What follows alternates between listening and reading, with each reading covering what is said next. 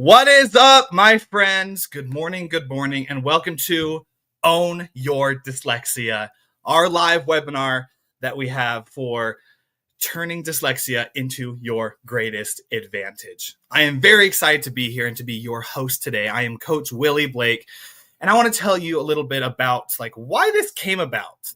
Because dyslexia is out there. Statistics show that between 5 to 10, sometimes even 20%, depending on what study you look at, that about 10% of people will hit the average there are dyslexic or have some form of dyslexia. Because, it affects different things. Because if you go into the in-depths of it, you got dyslexia, you got dyscalculia, you got dysgraphia, so many things. But when you knock it down to the roots, you got dys, which is difficult, and then lexia, which is reading. So it's a difficult with reading, difficult with the processing of information. And I have found that kids and teenagers, they get these resources, they get everything to be able to help out with that in the various degrees. But once you are out of school and and into college and into real life work, you're kind of stuck. And you have to either go out yourself or just deal with it day to day.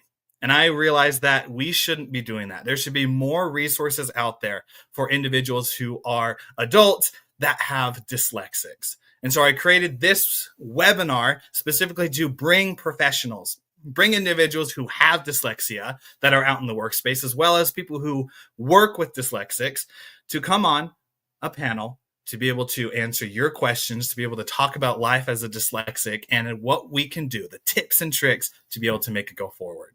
So I am so excited to be able to get down to that today. Everyone who is here, whether you're on YouTube or LinkedIn or Facebook, wherever you're watching, go ahead and put in the comments, put in the chat where you're from, say hi, let's get it engaged. And for the biggest thing, ask some questions. We are here to learn. We are here to get information. We are here to take something away. And after this, I don't want you to continue from your Saturday being like, oh, that was cool and motivational. What do I do now? I'm not into motivation. I'm into transformation. And so I want you to be able to take stuff away as we bring our panelists on. And before I bring them on, a few housekeeping items. First thing, again, drop your name, drop a hi and where you're from in the chat. I know we have a bunch of people in the US. We have individuals from the UK who are joining us, as well as even on Australia who are joining us. And so drop your name in there, ask those questions, and then continue to be able to, oh goodness, here's my dyslexia. Get engaged in the comments, find other people, connect with them, because that's truly why we're here. So very excited to get in, like I said before, and we are going to bring on the panelists. First and foremost, I'm going to bring the person who actually helped me create this, the Own the Dyslexia webinar. She is a powerhouse, being diagnosed with dyslexia in the adult years of your life. She has been a media producer who has been, I think, Tigo, I'm just going to bring you on up, I think 22 years now that you've been in this. Yeah, production. Yeah, absolutely. Empowering women, empowering individuals, entrepreneur at heart, but trailblazer by choice. Just a fantastic individual. Tigo, welcome to the panel. Thank you. Thanks for having me. And, I look forward to today because, you get into certain groups and then you get identified as that, But then until I met you, I had never met anyone who was out on stage talking about dyslexia. And I'm like, oh my gosh, we need to share this. There needs to be more people because there's a lot of us dyslexics that it's a comma behind our name. We're this, we're that, we're a mom, we're, down the road. And oh yeah, by the way, I'm dyslexic. To bring it out in front so that not only others, our peers and other people that are part of our team and our families and people we look up to says, okay, I can bring it out front. But the next generation and the next generation, it doesn't even have to be a comma. It's just who you are and what you do. And it's part of your fabric of your life. You know what I'm saying? Yeah. I'm right on board with that. It's out there. It's the taboo topic that a lot of people face, but no one wants to talk about, because who here knows their friend's dyslexic? Unless it comes up in a conversation or somehow in passing it pops up. It's not a topic where you're just like, hey, you dyslexic? Because I am. It doesn't work. Just doesn't work that way. Yeah, absolutely. I got honored a couple of years ago by the You Belong Foundation out of Illinois, and they honor people special needs, you know. And she said she wanted to honor me. Wendy L. Cunningham Barnes reached out and said, I want to honor you. And I went, okay, as a, I'm a disabled veteran as well. And I said, as a disabled vet, she said, yeah, yeah, yeah. But also because you're dyslexic in everything that you do and you're still dyslexic. And I went, wow, I belong. I never Mm. once thought of that and to be standing there. We have our own needs and our own way of adjusting to things that is kind of, you have no idea what's going through this head every day to get through, every environment and every situation, like even doing a live event such as this. My brain is flying at 15,000 miles an hour. I don't know about yours, but this Oh is yeah, for sure. have to go through, and make sure we make it make sense, and that's pretty neat for me is that I get to belong and say, come on, you can do this. You can do whatever the heck you want to do. Nothing should stop you, including dyslexia. Mm, Microphone drop. I don't know if you guys knew this, but this is the end of the webinar. We'll see you on the next one. No. Bye. See ya. Oh, some comments are coming in. We got Mara and her husband Rusty coming in from Richmond. Hello to both of you. Good to see you here. We also got Dallin saying super pumped for this. Dude, I am super pumped. Dallin is one of my good friends who is just an amazing individual. So super glad to have you here. And we're going to bring our other panelist, Jason T. Rogers. Now, Jason is someone who I have known over this last year. And I met him, I think, at in a school group, the Alex Ramosi school games that he does. In a school group, we chatted with each other, and I'm so glad that he reached out to me about dyslexia, because from there it's created this friendship that I'm so glad to call him a friend and an expert when it comes to personally organization. Goodness gracious, and being an entrepreneur for over a decade. Welcome to our panel, Jason. Thank you so much for being here. Good to be here, man.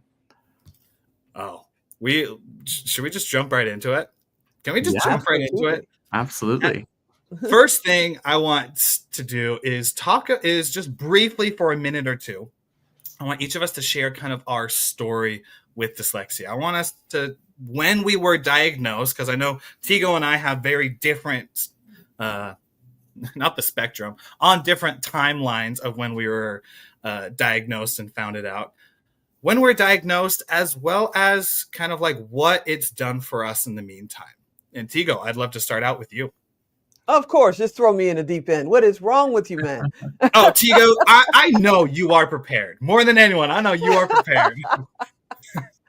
I was diagnosed in my 20s. I was actually an administrator for the League of Women Voters, Citizens Information Service, back in Chicago, not realizing I didn't even know what dyslexia was. I mean, there was no internet and all that. We're talking about the 80s, and I was told, my dad always told me, you're really good at math, you're really good at tech, that kind of stuff.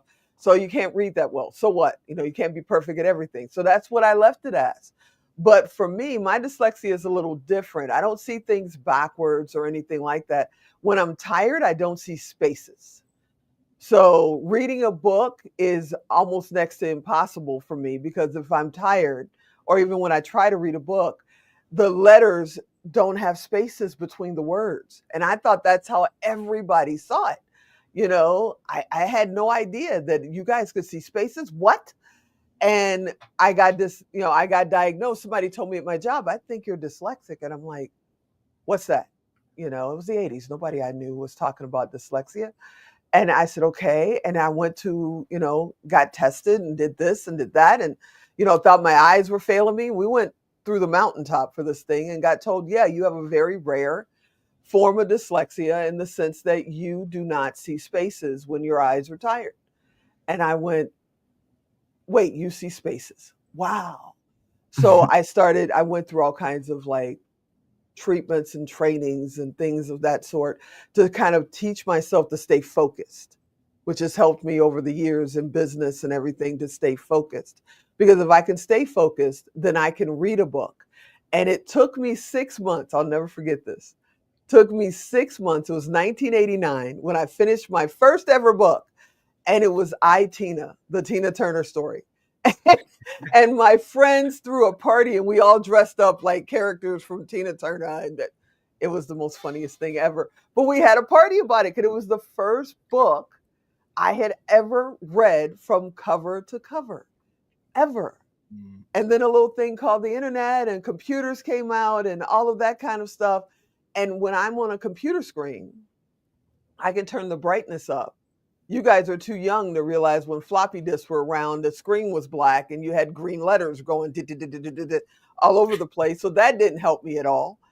But once computers that we have now came out and I could turn the brightness up, I can read like crazy now, because when I'm tired or not, I can force the light through the paper of the screen and be able to see the spaces that are there.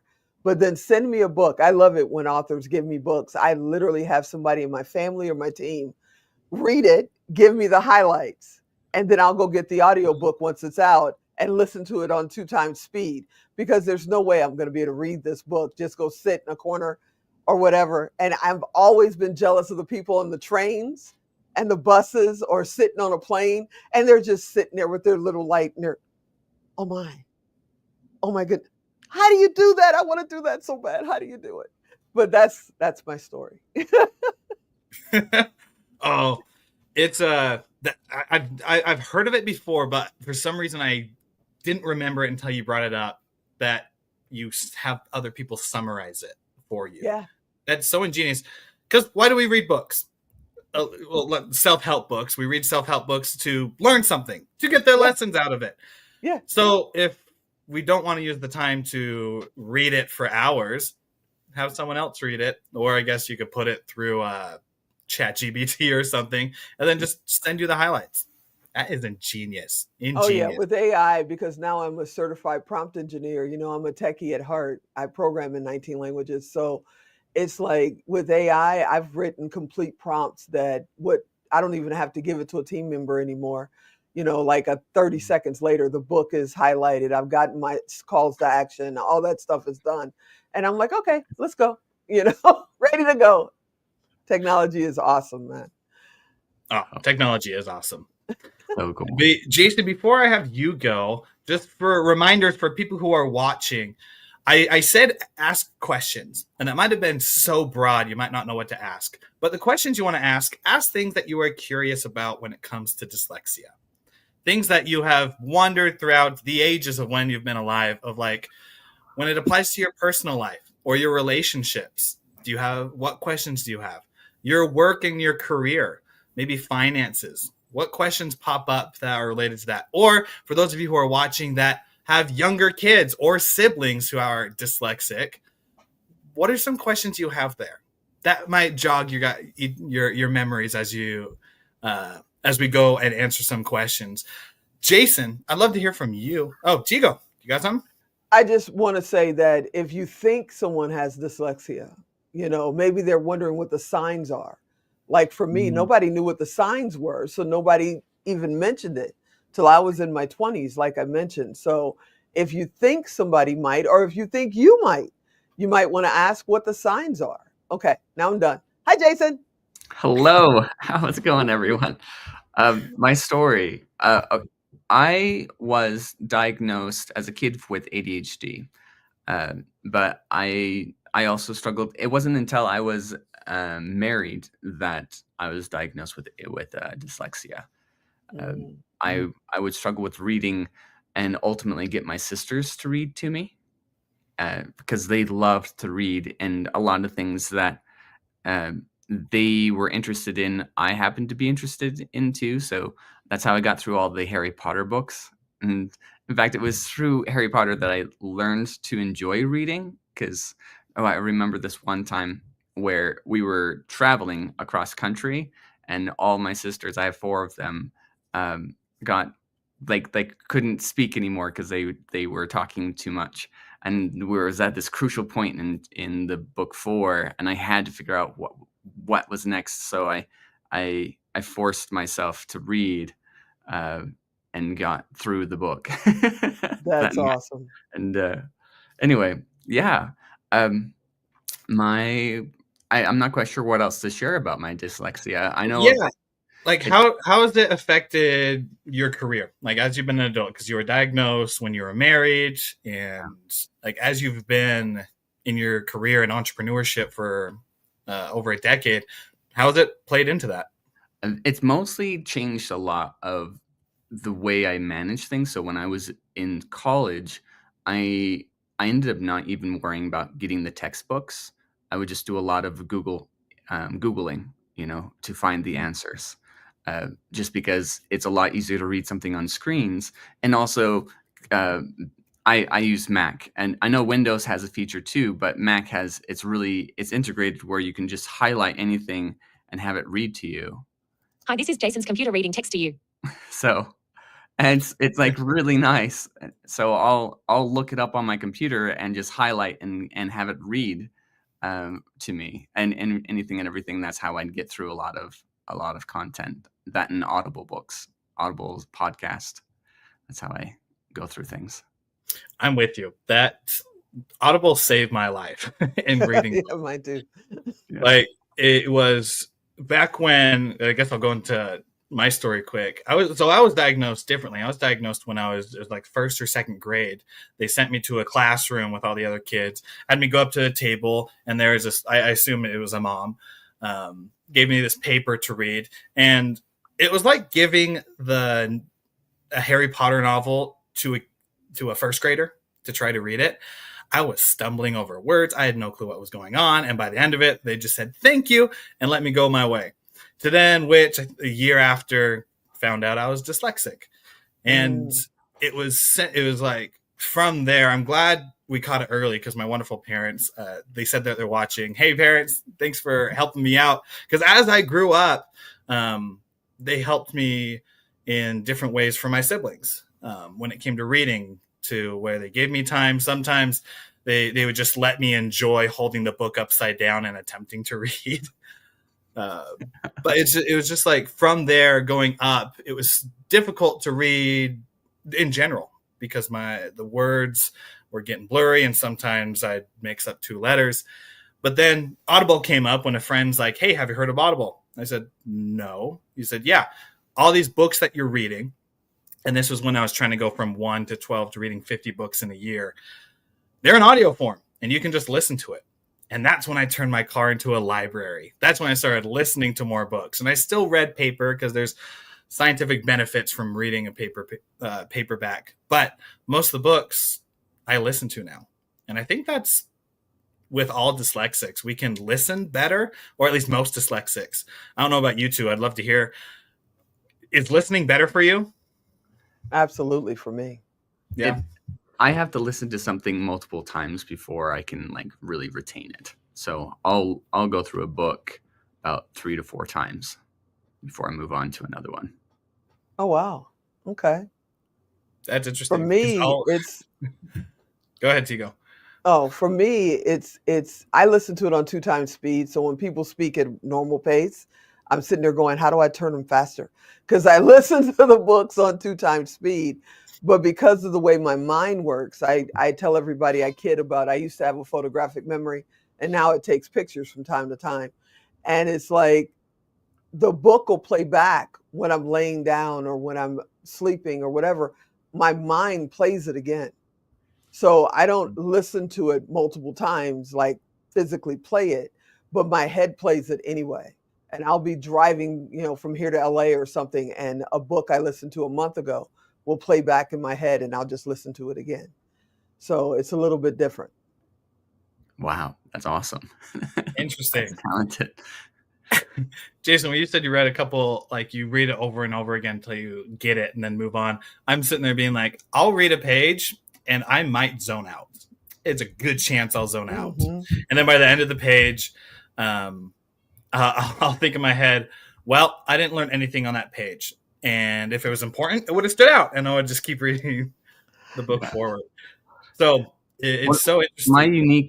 My dyslexia is different in the fact that I can read words fairly decent. It's the fact that my brain doesn't pull out the information very well. It's okay. I forget what it's called exactly.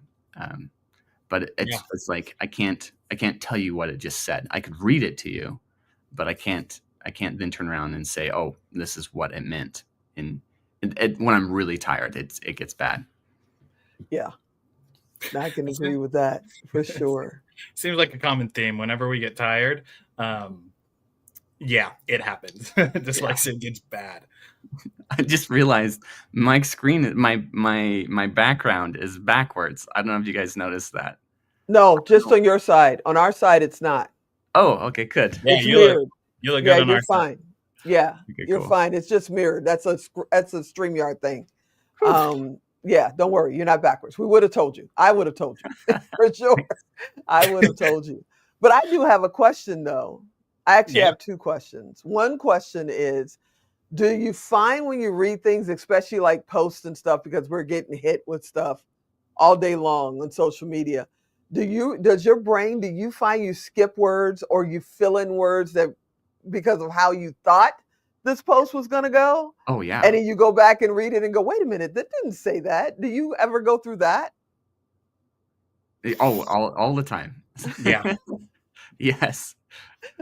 I think it was That's why I mostly just get my computer to read to me, because it just saves me that struggle of reading it and my brain filling in the words that it doesn't want to read and then going, oh wait, no, that didn't make sense. I have to read that again. And so I read it again like 3 times, Yeah. I go through that too. Okay. I just wanted to know if others would. And do you ever see those posts where they're not letters, they're like numbers and da da da da, but your brain knows what the words are anyway, and they say, you're a genius if you can read this. And I can literally read that better than I can read regular words. Same. There's also those posts to where it'll have those sentences and it'll have a full sentence, and at the bottom it says, reread this because you read it wrong, and there's like words going. I'm like, that it sounded great. It sounded great. Okay. I just wanted to make sure I wasn't alone on this boat. Okay. No, you have 2 supporters with you right here. Oh, we have a question from Mara coming in. What are some tips to remember what you read? Tips to remember on what you read. Jason, I know that you read a lot. I'm actually going to throw it to you first. What thoughts do you have on that? More than anything, I take notes. So when it comes to driving in the car, it becomes a little challenge. Like you're listening to something that's inspirational. It's like, oh yeah, that was great. I will pause it and then say, hey Siri, text Gateway Gears. And then I'd say the quote that I want to remember. And Gateway Gears is my business phone number. And I'll text my business phone number because no one texts my business. They always call. So most of the texts that come in are through me. So there you go. I know some tips that work for me to remember when I read, even though sometimes I zone out when it happens, is I'll read something or listen to something, and then at the end of the chapter, I have to write one thing down that I learned. Because especially when I read a lot of books and go through a lot of books, I don't want the information just to stay in my head or for me to forget it. Like, I read that book for a reason, so there's no reason for me not to actually learn and start implementing something. Mm-hmm. And so I made the challenge. I think I heard it from Vin Gong, a communication expert over in Australia, that after every chapter, write 1 or 2 things down that you learned from it that you can start implementing. That way you can be able to remember it, because it's not just words floating in your head and then float out like flying butterflies, but it's on paper. And then once it's on paper, at least for me, it's a lot easier to remember. Yeah. What about you? For me, well, like I said, it plays back in my head sometimes, but for me, I started before you guys were probably on the planet with tapes, Zig Ziglar, Les Brown, those kind of Rita Davenport back in the day. So listening to the tapes in the car, and Zig Ziglar said, you're going to have to listen to this 16 times before it's going to make sense to you. And I went, oh my God, 16 times. And then in the tape, he says, yep, I said 16 times, which blows my mind, And it's like, you really do have to listen to it again and again. But now with technology, I literally text myself, because you can with your iPhones, you can text yourself. So I text myself notes in every chapter. But with AI and all that, like I said, I'm pulling notes and stuff as I go along because it's listening first and then giving me highlights and calls to actions and all that. But I make sure I do things at the end of the chapters as well. And if I forget, if I know that, because everything has to be scheduled in my life right now, if I know that I'm listening to this book at this time, I have a reminder set in my phone to write notes before I forget it. I literally have Siri saying, hey, hey, Tigo, write this note down before you forget it. And it'll happen 3 hours after I was supposedly read that book or listened to that book. So I lean a lot on tech right now. I lean a lot on tech, period. Yeah, especially in your line of work. Tech is I'm pretty a much programmer. everything. This is what I do. Yeah. My brain works in a way where I have to categorize things, and so that's one of the ways that helps me to remember. It's also a matter of just commitment to it, of like, it's like, how important is this thing that I want to remember? How do I apply it in my life? And it's like, if I can share it quickly with someone else, it's like, oh, I learned this thing today, and I can share it with my wife or a friend of mine that I'm hanging out with. It's like, oh, I learned, it helps me to remember it, as well as like if it's crucial enough, I will find a way to make note and and set up in my systems a way that I can apply it right away. Mm. Is that something that came naturally to you, like an insight just like that, or was it? How did it come? I started reading a book called Getting Things Done by David Allen way back when I was 21. I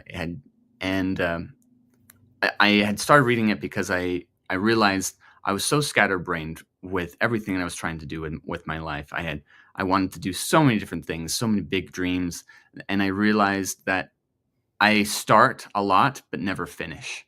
And I had to learn how to finish things. So I picked up the book Getting Things Done by David Allen, and I've read that book now countless times. I read it at least once every year now. I used to read it about 3 times a year. It's a quick read. In Audible, it's only 3 hours, so it can be done in like a couple of days. And I would listen to that over and over again so I could memorize almost the principles that he teaches in there of how to organize things, not only like assets but concepts and action steps and things like that. Oh, that's so interesting. I know that I'm with you, Tigo. I listen to audiobooks at 2x speed. And I used to go up to like 2.6 and 2.7, but then once I got up there, I realized that it was past my learning threshold of I could listen to it and get things here and there, but it was too fast for me to actually be able to, while the book is still going, think of the concepts, process it into my own life. Right. And so I had to drop it back down to 2. And that was kind of like that sweet spot. Do you kind of feel that same way? Yeah, I tried it up there too. And if it's something I'm really just trying to get through so that I can honestly look at this person and say, yep, I listened to your book, then yeah, I'll speed through it, but I even edit, we do a lot of filming and so forth. And I edit at 2 times speed, because I just do. It's comfortable for me. So, but I get that. I do want to ask, or I guess make a statement, because I'm experiencing this now. I'm 61 years old, so I'm getting into that senior mind. And, you see the post on social media where the person went into the kitchen. Why the heck am I here? Came down the stairs. Why did I go downstairs? Pick up a pen. I do it all the time. I'm like, what was I about to write? And dealing with that and dyslexia is a trip, because you are already, have your mind on mind melt sometime because so much stuff is coming at you. So I will listen to something or whatever, and I'm quick to write it down. And I call it Tigo ease, because I don't write like everybody else. People say, let me read your notes. Good luck. because I'll write down the side of a page. I write in my own version of shorthand. It's like, Same. forget it. Same, right? It's like, forget it. Good luck. People say, oh, they're going to steal your idea. Here's the book. Figure it out. Good luck to you, but now as you get older, you guys haven't experienced it yet, but as you get older, you got the senior mind thing going on and dyslexia at the same time. And it's like, literally, I have had my phone in my hand looking for my phone. I'm watching posts. I'm going, yeah. Where the heck's my phone? I got to call Willie, what's going, oh my gosh, it's in my hand. So I just want to tell other seniors out there that are also dyslexic, you're not crazy. You're just battling these two things together. And some days dyslexia wins and sometimes senior mind wins. And you just got to write down more stuff and give yourself more prompts. So I will literally go back through this and through AI or whatever, get all those prompts and start making new notes. Because a month from now, Willie will call me and say, hey, what'd you think? What about this? What about that? And I'm going to have to go back and look at the notes because I'm not even going to remember what we talked about because of all the things that's happened in that month. And I've got senior brain going on. Yeah. What the heck's future, Willie? Why are you taking a month to follow up? What the heck? I have a follow-up question. I'd love to see your shorthand, your own version of shorthand. What was your process of developing that? It literally came from, one, being dyslexic, and two, not wanting to take the time to, because I don't know how you guys are with spelling, but spelling was never my thing. Yes. When I was a kid, I was never, I could get straight A's, or back then you got E's in everything in elementary. And then I would be barely over the top of the D when it came to spelling. I'd forget E's and I's, and you spell like you hear. So phone starts with an F, it's like, it's the words that, salmon, the L is silent, blah, blah, blah. So when I write my stuff down, I write it like I hear it. One. And then in a sentence where there would be a the or a this or a we're, I might just write a W. I might just write a T, or I don't write that word at all. So when you're reading it, you go, wait, it's spelled backwards, or it's not backwards, but spelled wrong, incorrectly. Then on top of that, there's words missing. It's written in a circle because I'm creative. So I'm quick to write something in a wave, in a circle. I'll literally write like a comment for one thing and, orders or something that I know I got to get done. And then, wait, I got to go to the grocery store. I'll make a grocery list right in the middle of what I'm thinking of and put it in a box and then write around it. So good luck trying to figure that out. It's like, wait, we're going to take over the world by doing this with AI, and we need orange juice, bananas, and then we're going to Washington, D.C. on the 20th of June. And then we, oh, wait, don't forget, you got to get your bag fixed. And good luck trying to read it. It's perfectly sensible to me. I've even had people say, can you write it in different colors so we know it means different things? I don't have time for that. My brain knows it's right. I'm writing everything in blue because my brain likes blue. That's it. So it's a little different. That's how I do it. I love it. That's great. Okay. I developed my own shorthand mostly just because I hated people correcting my spelling. So I was like, I'm going to make this so abstract that people don't even know what this is. And so that's ultimately what I did. That, and also I wanted to condense it down. So a sentence that would take up a full line now takes up a quarter. Exactly. How fast I can, or how short I can make it. So yeah. Exactly. And for me, I'm worried now because as you get older, you forget certain things and remember things that really don't matter. It's like, who cares what I wore the first day of kindergarten? But you remember stuff from back in the day. And I'm worried that one day I'll look back at my notes and go, what the heck was I talking about in, 2001?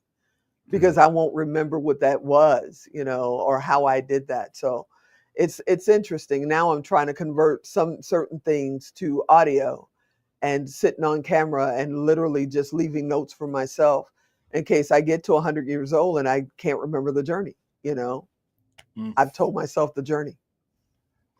With going with writing, I don't know if you two ever done this, but I do picture notes.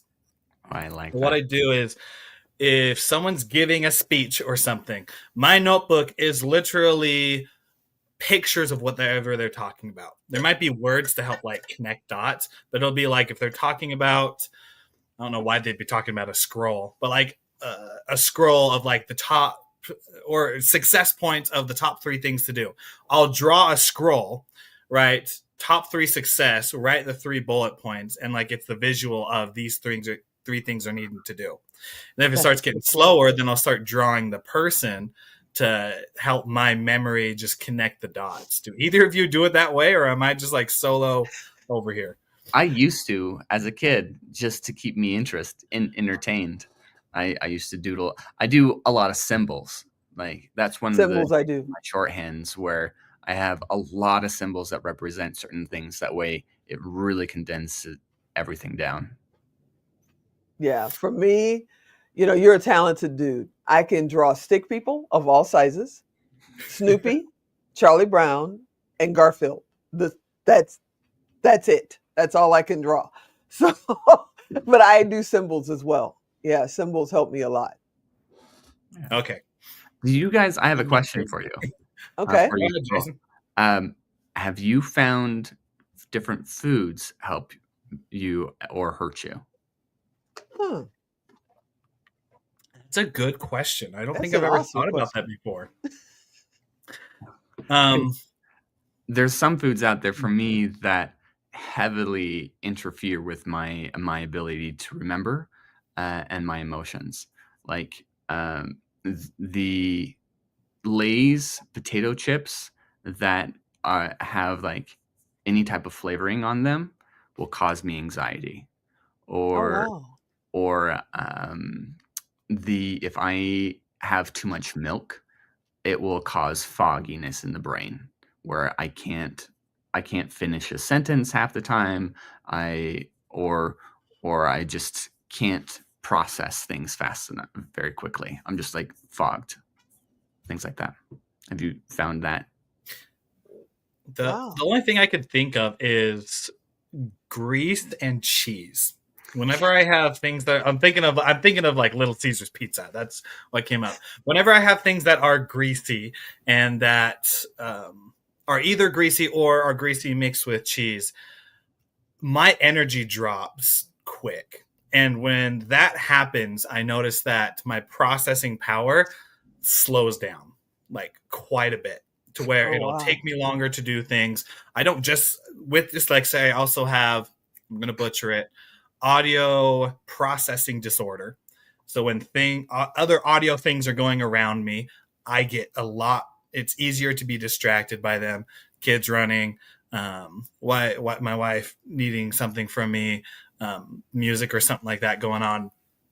Yeah, just grease and cheese. I never thought about that before, but yeah, those 2 things.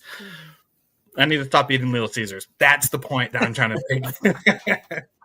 Okay, so the producer in me wants to put the disclaimer out there. The views and opinions are not necessarily those because you actually named a product, but that's just the producer in me.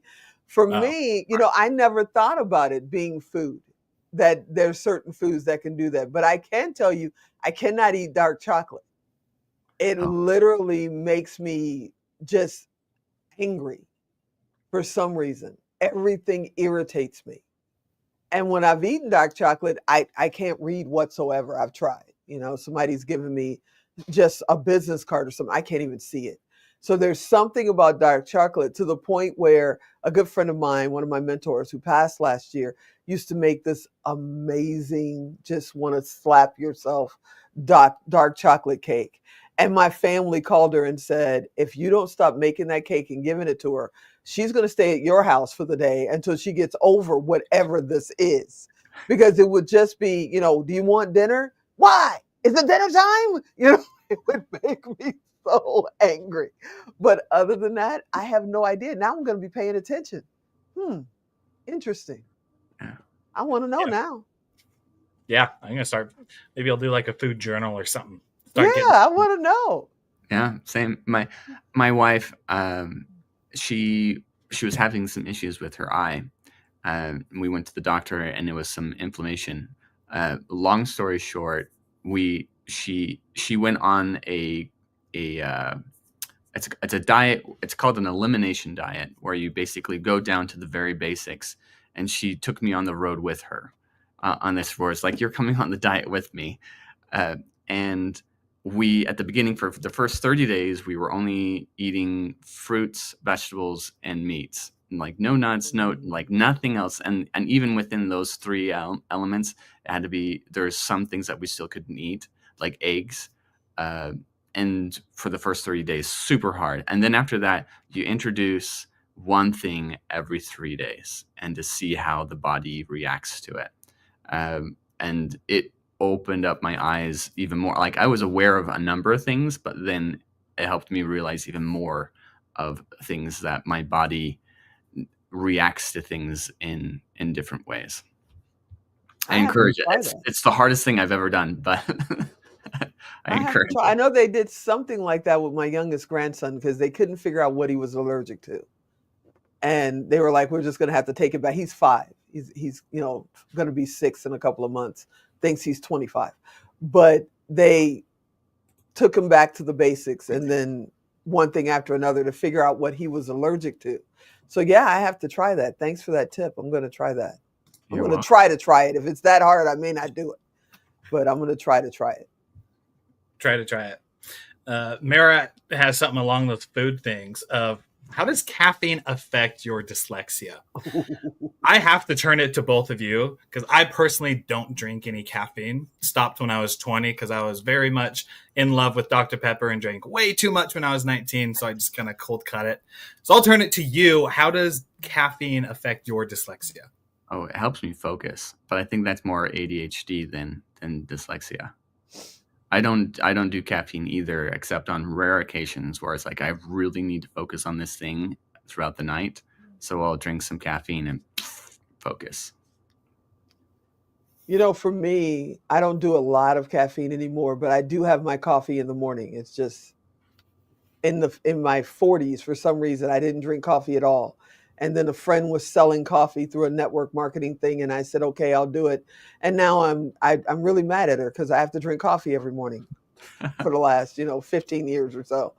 But for me, it's like, if I drink too much, it's like I can't focus. And I don't know if that's my dyslexia or what's going on, but I just seem to be busy, and I'd start and stop and start and stop.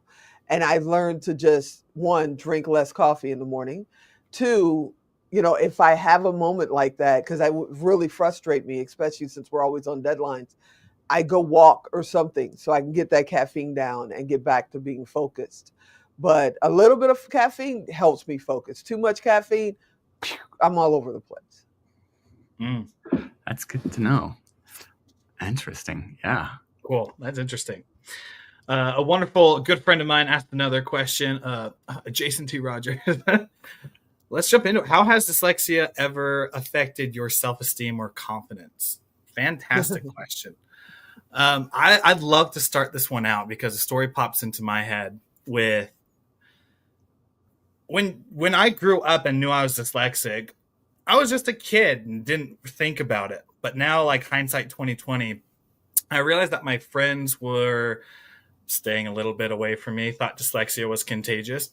For you viewers out there, dyslexia is not contagious. But I found that as I went to, like, I think it was in 2nd and 3rd grade, every Friday for the last hour, I would go to a separate room to where me and a couple other kids, we would read and write. It was a special hour for, I believe, dyslexics, where we had fun and played games and learned how to read better.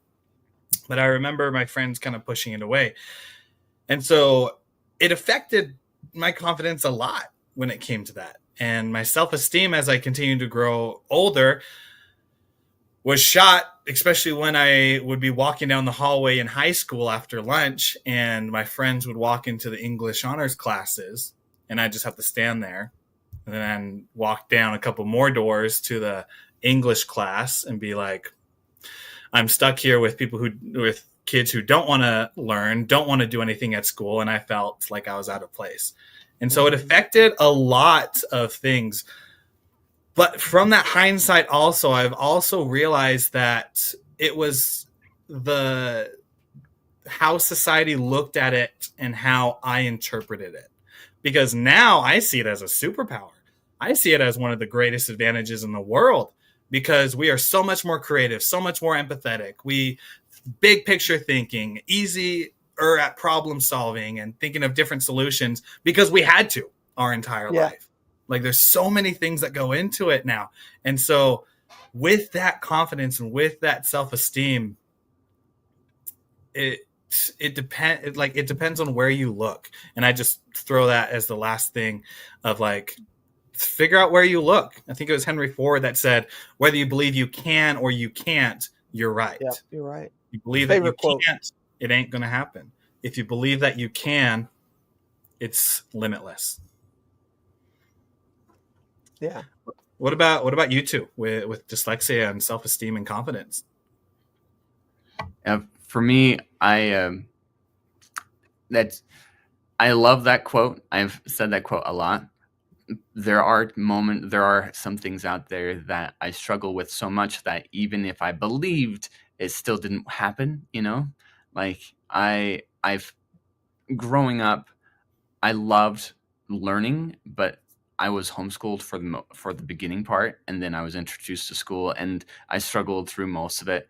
But then I really struggled in 8th grade to the point where I kind of lost my joy for learning.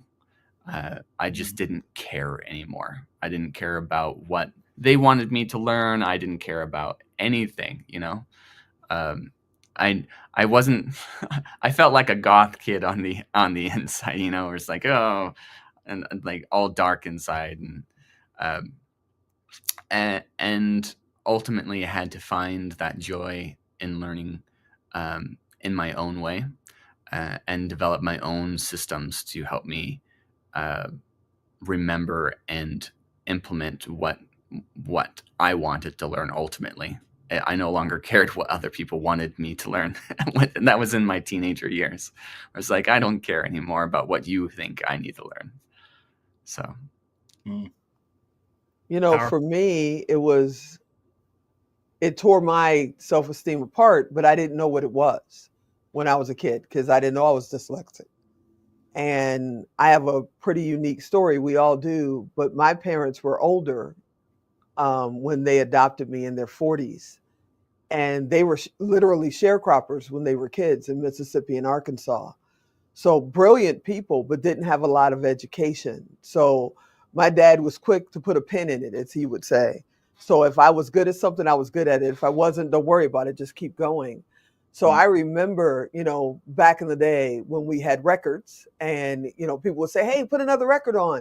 And I would like fall to the back because if I can't read it right now, you know, I don't want you laughing at me because I put on the wrong record. Because I did that once when I was like 7, you know, I put the wrong record on and they were like, that's not what it is, blah, blah, blah. And just after that, I didn't want to touch stuff like that. So if I had to read out loud or if somebody asked me what something said or whatever, I'd find a reason. So that's why I have this comedic timing, I think, because I learned how to make people laugh and make it funny because I didn't know why I couldn't read it and you could. You know, and when I would ask my parents, they were like, you can't have everything, kid. Just keep moving, you know, be happy with what you got. Thank God for what you got. So I didn't know what that was until I was in my 20s. And by then I had these habits that, you know, were super hard to break. I mean, I spent the next 20 years trying to break them, you know, and if I had looked back at that person to be sitting here with you today, there's no way in heck I would do that. Because I'd be out there. And what if you asked me to do something and I couldn't do it or I couldn't understand it or it didn't click the way it should with other people? You know, I'm not taking any chances. So I held myself back for pretty close to half of my life, with most of it not even knowing why I was doing it. I thought I was stupid. Literally, I was told I was stupid by my own parents. You're just stupid when it comes to stuff like that, and you go, okay, I'm stupid when it comes to stuff like that, because there was nobody in my world to say, no, it's part of your genius, you know? And I have a genius IQ, which is crazy. You have a genius IQ and you're dyslexic. You want to think about the voices that are going on in here all day long? Mhm. And it's like, it took me until I was into my 30s before I realized that was part of the gift. You learn new paths and new ways because you couldn't walk the other people's ways, and you didn't understand why. And it wasn't that I couldn't walk them. I just didn't know how to walk that path. Now I do. Yeah. I For those love what you said there about, oh man, my brain just froze. I know that feeling. go dyslexia. Dyslexia. Go dyslexia. You were saying something on the lines of them saying that you would stop doing something because you were afraid of being teased and things like that. And yes, same. I would not read in class. I would avoid it at all possible, and just because I didn't want to. I didn't want to be the fool, And as I've gotten older, and I've recognized that when it comes to learning anything new, I do have to accept the fact that I'm going to look like a fool, and I need to be okay with that. Like, other people can think that way about me, but I know my process, and I know that by the end of this, I'm going to be running circles around them. It might take me a couple more years to figure it out, but they're going to stop learning as soon as they figure it out. And then they're going to forget. For me, Yep. I'm going to not only figure it out, but I'm going to take it so much further than they did that they won't even be able to comprehend what I'm capable of. And that's the way I look at it. Absolutely. I love that. Along with that, I want to ask a question that I actually had a conversation with a college student the other day. And they asked me this question. I think this fits perfect. It was, how do I stop feeling less than with my dyslexia? And it fits really well in this because the college student, he would in classes know the answer. He'd be sitting in his finance class, know the answer. 5, 10, 15 seconds would go by and he wouldn't raise his hands for this very thing, because while he was growing up, every time he gave a wrong answer or stood up and stumbled over his words, people laughed or he was criticized. And so the time would go by, and then finally another student would raise their hand, give the exact same answer that they had in their head, and then beat themselves up for it, saying, why the heck did you not do that? You're so dumb. What in the world? You knew the answer and you didn't raise your hand, which is kind of like an oxymoron thing, because you're smart because you knew the answer, but you feel dumb because you didn't say it. When he asked that question, I'll share what I shared with him. I said, you are not dyslexic. You have dyslexia. And I'll explain that in a second. But it's the same as, you are not fat. You have fat. You are not lazy. You do lazy things, which then makes you lazy. Individuals aren't entrepreneurs. They do entrepreneurial things, which then brings it to that. People aren't kind. They do kind things, and then that label comes with it. And so I told this individual that they aren't this thing, this title, this label that has been given to them. That thing is not the thing that defines them. They get to define the thing that defines them. That's just something that came with the works of when we were born. But that doesn't mean that we are these negative things, the things in society of which people focus on. Sadly, the bad side of it. We are what we get to define it with. if we believe that we can, we get to see these things. I remember I used to think that way, but then I started thinking, like, why do they get to tell me how to think? Why do they get to tell me what dyslexia is? And then I learned about all the advantages of it with creativity and empathy and everything that goes with it. And I'm like, I'd rather focus there. I'd rather be in that field on the advantage side, the way of which I can multiply the God-given gift that's been given me, rather than thinking about the things that it hurts, which the list of the great things that it brings is way longer, in my opinion, than the few things of which it creates the weakness that we have. And so I told him that, I'm like, you get to define who you want to be. And from today, I'd suggest looking at the good things and see what it's actually doing and multiplying that, rather than just thinking that you are less than, because you're not. You're awesome. I love that. It brought to my mind that you don't have to let other people define who you are. You get to decide. And it comes down to, deciding on your own of what your limitations mean to you. And are they even limitations to begin with? Because in all honesty, they're strengths. Every strength is a weakness, and a weakness is a strength, just depending on how you define it. I am one of my greatest friends. His name is Jason Hall. He had passed away, but I was his medical aide. He was paraplegic, and he couldn't move anything from the chest down. Like, he could move his arms, but he didn't have any, like, he couldn't move his fingers.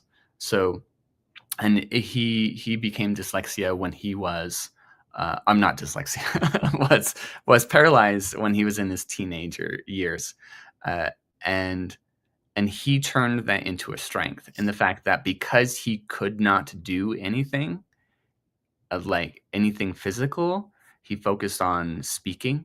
And it was all thanks to his parents, ultimately. Like, his parents were inspired and helped him focus on what he was capable of. And so he focused on just his strengths. And he became a worldwide national speaker. And he wrote books, and he would delegate things.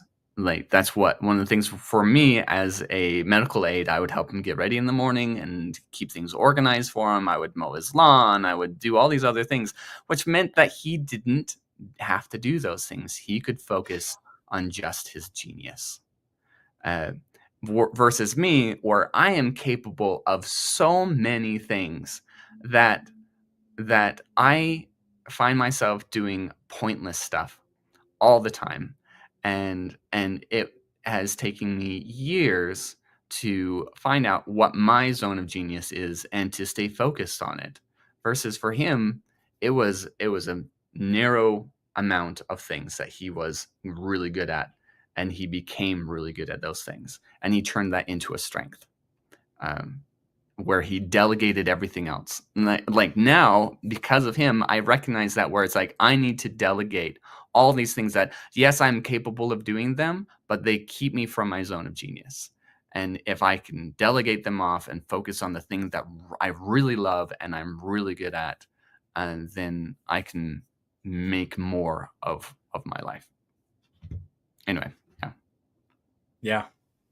Man, that is impactful. There's another question that came up that was asked to me that I wanted to share. And it kind of switches the areas from, we talk about the mindset and the personal side, to the career side. Because each of us are entrepreneurs in our own rights. We have our own businesses, and we work with other people to help solve problems and bring value. And so this individual asked that they forget a lot of things, but when it comes to deadlines, and when it comes to tasks needing to be done, what are some tips and tricks to help dyslexics to be able to do that better? Do either of you have any suggestions for that? I do. One of the things is making sure that you visualize it. That's the only way that I manage to really get things done, is if I actually meditate in the morning and visualize myself doing the thing before I do it. that helps me more than anything else. It helps me get past my ADHD. It helps me get past my dyslexia of like, if I can visualize myself doing it, then it's so much more easier for me to just get out of bed and do it. In fact, it's so much easy that to the point where I'm not even thinking about it anymore. If that makes sense. Like, I did all the thinking at the beginning of the day, and then it's all done. Yeah, Yeah. for me, it's the same, and it just gets on repeat in my head to the point where it'll annoy me if I don't get it done because it's like I'm bugging myself. You don't forget you got to do this dyslexia, live, and it's like, okay, I get it. Just let me think and get through it. But I also think that we have to be true to our own to-do list. A lot of times we plan way more than we could possibly ever get done in a day. Somebody taught me years ago that you plan more that you want to get done in a year than you could possibly ever do. And you plan not nearly enough on how much you could get done in 10 years. And it's like we put so much pressure on ourselves, and no matter how much money you have, how smart you are, dyslexic or not, 24 hours. That's what you got in a day. 24 hours. And if you plan 21 hours of activity, that's why you're beating yourself up, because you put too much on your plate and there's no way you're going to finish it. And as an entrepreneur, we're always double booking and over planning. And I've got it. I got it. Save the world and pick up the kids. Yep. Okay. No worries. We've got it down, and it's other things that I wrote down. I wrote down a little notes over here, and it's like people worry about being perfect, whether you're dyslexic or not. They're trying to be perfect, and there's just no such thing as perfect. You can be the greatest athlete in history. I loved Michael Jordan when he was playing and everything that he did, and he's flying through the air and blah blah blah blah blah. But statistically, he missed more shots than he hit. There's no such thing as perfect. And I think if you're dyslexic, you put more pressure on yourself, because when you finally do go boom and come out there, if it's not perfect, you hurt yourself more than most people even noticed, And it's like when I teach people how to be on camera or how to stand in front of a stage or even network, my kryptonite is a cocktail party. I can do this all day long. I can stand on stages in front of hundreds and thousands of people, not a problem. Put me in a cocktail party with 40 of the most powerful people in town where you have to do small talk, and I dang near break out into a rash because they're paying attention now. There's a spotlight here. And what if I say it wrong? What if I do it wrong? What if I miss a point? And I knew that. I should have said, missed that opportunity. That's putting pressure on yourself. They're not pressuring you. You are. That's your quiet power. And to be able to turn that around and say, you know what? If I make a point of, saying 3 things in this cocktail party, I feel like a winner. If I make a point of, meeting somebody new, I'm a winner. One of my mentors, years and years and years ago, she took my car keys and said, "You're going to meet 10 new people in this cocktail party. That's it. I'm not giving you your keys until you do." Well, genius IQ, dyslexic, quiet power, no problem. What I did was I took 10 business cards out of my little stack. I walked up to people and I went, "Hi, what's your name?" And he'd say it. And I said, "What do you do? You got a card? Great." He give me a card. I give him a card. I go to the next person. 5 minutes later, I've met 10 people. I've got 10 business cards. Give me my keys. I'm going home. It's like people really, whether you're dyslexic or not, you put way too much pressure on yourself, especially with social media. I'm not tall enough. I'm not short enough. I'm not thin enough. I'm not smart enough. I'm not whatever. And it's like there's no such thing as perfect. Just be you. Mm-hmm. And if the people can't be connected to you, then that's not your tribe. That's not your audience, But stop trying to fit in, because I got news for you. The people you're trying to fit in with are just trying to fit in too. You know, that's my 2 cents on the whole subject. And watch now, I'm going to get invited to like 15 cocktail parties. Your calendar's going to start blowing up with cocktail For parties. cocktail parties,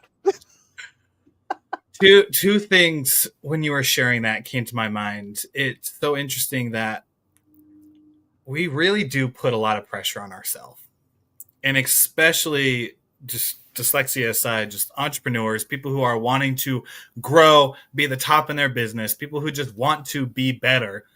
We hold ourselves to a different standard. Is that bad? No, but that standard should not be perfection. Right. My Brendan Bouchard has a wonderful, he has this like a high performance planner that he does, and I love it because on each of the days you get 3 things that you get to do. 3 top priority things. Once those 3 things are done, you can do other things if you want, but those are bonus. You got those 3 things and that's it. And I love it because it's so simple. Let us not try to tackle 20 items in a day. Let's narrow that down to 2 or 3 things that absolutely need to get done, that will move the needle, that will accelerate your success most. And then let everything else be a bonus. You know how amazing a day would be if literally you have to do 2 or 3 things and then everything else is a bonus? That's fantastic. That'd be a great day, right? Yeah. Also remember to give yourself a high five. I mean, when you, I'm in film and television. So Tyler Perry was asked, what's this Perry phenomenon? You've never had a closing or losing weekend, premiere weekend. Well, his math is easy. He never spends more than $25 million on a film, period. And he's never had less than a $30 million weekend opening, which means he never loses. But if you build a $100 million film and you have $97 million come in that opening weekend, guess what that does to your record? You just lost. That's how Hollywood works, right? And we don't take time as a people to congratulate ourselves for getting the stuff done. We worry about the stuff we didn't get done. Yeah. It's like, I did this, I saved a child, but I never got this stuff done. And my socks are not organized. Seriously? Socks? No.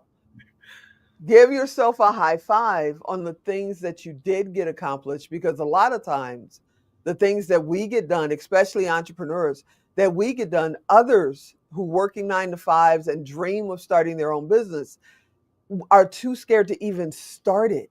And we're doing it every day. So yeah, remember to give yourself a high five, especially in the mirror. The person in the mirror will high five you back. It's amazing how that works every time. Every single time it happens. Every single time, every single time. Yeah, it's better to have things done than perfect. Absolutely. And I have to remind myself on a regular basis of that, where it was a quote from Steve Jobs is it's better to ship than to have perfection. Just ship it and then fix it later. It's like, and he's right. He's absolutely right in the fact that going through the whole process from beginning to end is more important than actually having it perfect. It's like writing books that way, publishing courses, like making productions and things like that. It's always better to just have something than to have nothing.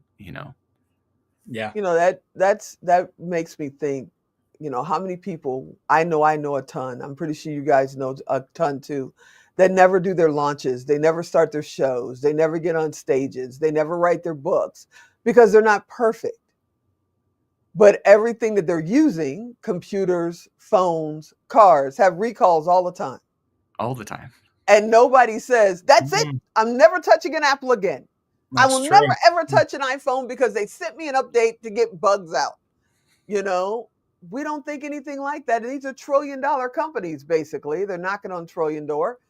But we won't, no, it's not perfect. I won't do it. Maybe the trick to success is just doing it and just keep doing it. Just keep doing it. It is so interesting that one of my favorite lessons that I have ever learned in my life came from a Harry Potter Hogwarts mystery phone app. That's a game. and Nice. it has Okay. there's a quiz. There's like you to get friendship with some of the characters. You take quizzes with them, and one thing with Bill Weasley that is in there is He's my favorite. something like, how do you get stuff done, or what is a lesson I've taught you? And the answer that you click on to get it most right, and it was one of the most powerful lessons I've learned, was hard work beats lazy talent. Ooh. And You I should can make that a t-shirt. you should make that a t-shirt. You should make that a t-shirt. Bill Wow, Weasley, that's awesome. I love that. because That's it's awesome. about what you get out. It's about what you create. That's what dyslexics are known for. We're so good at creating. I think the statistic out there is that 30% of entrepreneurs are dyslexic in some form or another. That is amazing, because as entrepreneurs, you got to be crazy. Yeah. Not crazy, creative. Creative. We do got to be crazy for sure. Yeah. But you got to be creative too. It's one of the rarest. It's like the only place where we can thrive is as entrepreneurs, as business owners, because that's where all of our strengths really lie. Is our strengths lie in leadership because of the empathy. Our strengths lie in creative thinking and problem solving, which we had to do throughout all of our growing up because nothing came easy for us. And then as well as the fact that we can't do those other jobs, those 9 to 5 jobs that everything has to be right. When we're texting and writing, we have to stay professional all the time. You don't have to be professional as an owner. You just have to own the business. That's it. You just have to own it and have a team, and the team can be professional and make you look good. As long as you are a team leader and you're loving and empathetic, they're going to love you, flaws and all. Yeah, that's pretty Well cool. said. Yeah. Well said. As we wrap this up, I promised a gift for everyone who registered for it. I dropped my website link in the chat. I want each of you who want a free ebook. This is free for everyone who's watching. It's the Dyslexic Achiever's Blueprint. This is something I created that has worked over the last almost decade for me as a dyslexic, on how I went from going from 1 book to 50 books in a year, from being shy on stages to being an award-winning speaker, from struggling with writing a paragraph to being multiple best-selling author. These are the steps that have helped me to get there, and I want to share it with each of you today, because each of you are amazing individuals. And as Tigo and Jason and I have talked about, dyslexia, it's an amazing thing. It's something that can help you out. Of course, there's a lot of challenges, and of course, there's so many traumatic experiences, bad experiences, however you want to define it, in our lives. But we get the chance to be able to define how we define it. And so on that link, you can go ahead and it'll send you to my website to where you can grab that free ebook just for each and every one of you on the call today. Listeners, thank you for joining us, and big special thanks to Tigo and Jason for joining us. I do have one last question. And if anyone knows me, I love last questions, especially when I interview people on my podcast. If you had a chance to go back in time to when you were a kid or a teenager, and you could only tell them in 2 or 3 sentences something for them to remember the rest of their life, what would it be? Your hard experiences is your story. That it's like every great story out there that we love and we enjoy reading is because that main character is going through hell. And like, it's not, if they were going through perfection and greatness, like everything worked out perfectly for them, it would be a really boring story, and it wouldn't be enjoyable to read and to experience. Same thing with life. It's like all the things that we have to deal with, that we're struggling with, that tear us up. It's a part of our story, and it's something to actually be grateful for. For me, it'd be don't quit. Don't quit, and realize that the powers that you have, it's okay to be different. You being different's going to take you to entirely new levels that you haven't seen yet. It's going to be amazing. You're literally going to go from this kid that people literally thought you were stupid to doctor. Just keep going and understand that you don't have to be a part of the pack. Your own pack will follow you when that time comes. Yeah. But you have to just keep going. Don't quit. Because that's one of the problems that I've had most of my life is, I'm quick to want to throw the towel in the ring and say, I'm out, and I have to talk to myself and say, no, no, no, no, no, no, no. No, no, no. If you can't get into the ring by walking up the 3 stairs, then roll under the rope and still get in the ring. You have to just find your own way, and that's okay. And then one day, people like Coach Willie's going to call you up and say, hey, come talk on my live. And, you're going to get to honor people all over the world. And there's a thing called AI that's going to come out, and the things that you felt you were slowing down in will have you firing on all cylinders again. So in order to see what's around the corner or what's coming in front of you, you have to keep going to see it. Period. Just don't quit. And mine would be, the master is the master because the master has failed more than the novice has tried. As you go forward in life, your light should never be dimmed because of what other people think, but your light should radiate so bright through your love and inspiration, through the gratitude that you have for this beautiful world we live in, through the hope and the time that you spend with those that you love. Share that light. It is so bright and people need it. And when you share that light, and when you simply take the imperfect action to create the world that you want to live in, it is amazing how beautiful this universe can be. I want to thank again our panelists for being here. Tigo, thank you for being here. Jason, thank you for joining us as well. And thank you for all of you who are watching live, as well as the recording that will be sent out to you guys in the next coming days if you haven't had the chance to watch this. We are very grateful to have you here. And as I always love to wrap up my podcasts and episodes, I am grateful for you. And remember, my friends, continue to light up the world, continue to be the best version of yourself, and always remember, dyslexia is an amazing ability. So turn dyslexia into your greatest advantage. Thank each and every one of you, and have a great rest of your day. Bye-bye.